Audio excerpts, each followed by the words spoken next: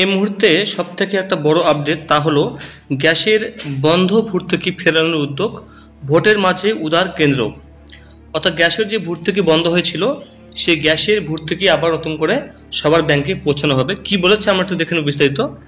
প্রথমত দেখুন, সামনে আপনাদের 4 জুন ভোটের রেজাল্ট বেরোবে। তার আগে বিভিন্ন রকম আপনারা দেখছেন বিভিন্ন রকম ঘোষণা করা হয়েছে। তার মধ্যে ভোটের ভরা বাজারে আচমকা ঘুম ভেঙেছে কেন্দ্রের। রান্নার গ্যাসের গ্রাহকদের ভর্তুকির টাকা পাইয়ে দিতে তোড়জোড় শুরু করেছে তারা। শুধু তাই নয়, দেশ জুড়ে গ্রাহকদের গ্যাসের সুরক্ষা যাচাই শুরু হয়েছে বিনামূল্যে। যাদের উজ্জ্বলা সংযোগ নেই তাদের ক্ষেত্রে রান্নার গ্যাসের সিলিন্ডার পিছু নামমাত্র ভর্তুকি মেলে। কলকাতায় তা 19 টাকায় কিছু বেশি। অনেক ক্ষেত্রে দেখা যায় এই সামান্য টাকাও পান না গ্রাহকরা। এই সামান্য নতুন নয়, 1 বছর বা তার বেশির সময় ধরে তারা এইটুকু টাকাও পাচ্ছেন না। সে টাকা গ্রাহকদের ব্যাংক অ্যাকাউন্টে পৌঁছে যাচ্ছে। আচ্ছা, একটা কথা আপনাকে বলে রাখি, আমি অনেকেরই কিন্তু গ্যাসের ভর্তুকি ঢোকে, কিন্তু যেহেতু আপনি ব্যাংকের আধার লিঙ্ক কোন ব্যাংকে করেছেন লাস্ট সেটা আপনি জানেন না, তার কারণে কিন্তু টাকাটা আপনি তুলতে পারছেন না। অনেকেরই কিন্তু আমি দেখেছি, একদম লাইভ দেখেছি যে ব্যাংকে বিভিন্ন রকম ব্যাংকে অ্যাকাউন্ট খোলে এবং সেই ব্যাংকে যেহেতু লাস্ট ব্যাংকে আধার লিঙ্ক করা থাকে, তো সেই ব্যাংকে টাকা ঢোকা শুরু হয়ে যায়। DBT, direct benefit transfer. অর্থাৎ যে ব্যাংকে আপনি লাস্ট আধার কার্ড লিঙ্ক করবেন, যেটা আপনি লাস্ট অ্যাকাউন্ট খুলবেন, সেই ব্যাংকে কিন্তু আপনার টাকাটা কিন্তু ঢুকবে, সাবসিডি টাকাটা ঢুকবে, ঠিক আছে, যেটা ডিবিটির মাধ্যমে টাকা ঢোকা হয়, ঠিক আছে। আচ্ছা, এবার দেখুন হচ্ছে সেই টাকা গ্রাহকদের অ্যাকাউন্টে পৌঁছে দিতে তৎপর হয়েছে দেশের সরকার। পাশাপাশি রান্নার গ্যাসে ব্যবহৃত গ্যাসটি সুরক্ষিত কি না বাড়ি বাড়ি তা গিয়ে পরীক্ষা করবেন কর্মীরা। এর জন্য গ্রাহককে কোনো খরচ বহন করতে হবে না।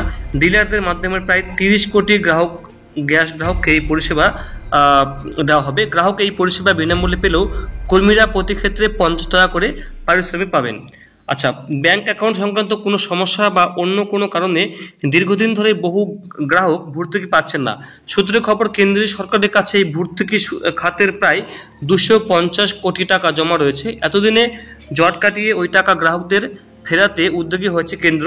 যে গ্রাহকের ভর্তুকি মিলছে না, সরাসরি তার কাছে পৌঁছে যাবেন ডিলারের প্রতিনিধি। ব্যাংক অ্যাকাউন্ট সংক্রান্ত তথ্য সংগ্রহ করে ভর্তুকি না পৌঁছানোর কারণগুলি চিহ্নিত করবেন, সেই মতো পরবর্তী পদক্ষেপ করা হবে। গত কয়েক মাস ধরে গ্যাস সংযোগের সঙ্গে আধার যাচাইয়ের কাজ চলছে গোটা দেশেই। সঠিক গ্রাহকের কাছে ভর্তুকি পৌঁছেছে কিনা তা দেখার এর মূল উদ্দেশ্য। অথচ এখনো বহু গ্রাহক এই কাজ করে উঠতে পারেনি বলে খবর। তবে গ্যাস ডিস্ট্রিবিউটররা স্পষ্ট করে দিয়েছেন, এর সঙ্গে গ্যাসের ভর্তুকি বন্ধ হওয়ার কোনো সম্পর্ক কিন্তু নেই। সরকারি নিয়ম অনুযায়ী প্রতি 5 বছর অন্তর গ্যাসের সুরক্ষা পরীক্ষা করানো বাধ্যতামূলক। তার জন্য গ্রাহকের খরচ পড়ে জিএসটি সহ 236 টাকা। লোকসভা ভোটের মাঝে কেন্দ্রের সরকার সম্পূর্ণ বিনামূল্যে সুরক্ষা পরীক্ষার সুযোগ করে দিচ্ছে। কলকাতা সহ দেশের নানা প্রান্তে ইতিমধ্যে শুরু হয়েছে এই প্রক্রিয়া। এই আবহে স্বাভাবিকভাবেই প্রশ্ন উঠছে, লোকসভা ভোট চলাকালীন হঠাৎ কেন ভোটারদের রান্নার গ্যাসের সুবিধা পাইয়ে দিতে এত ব্যস্ত হয়ে পড়ল কেন্দ্র। তো আপনাকে বন্ধুরা একটু বলে দিই, এটা একটা কোনো কাজের কাজ না। অ্যাকচুয়ালি ভোটের কে টাকা পাচ্ছে না, কি জন্য পাচ্ছে না, সব খতিয়ে দেখা হবে, চিহ্নিত করা হবে, লিখে নেওয়া হবে, তারপরে টাকা ঢুকবে।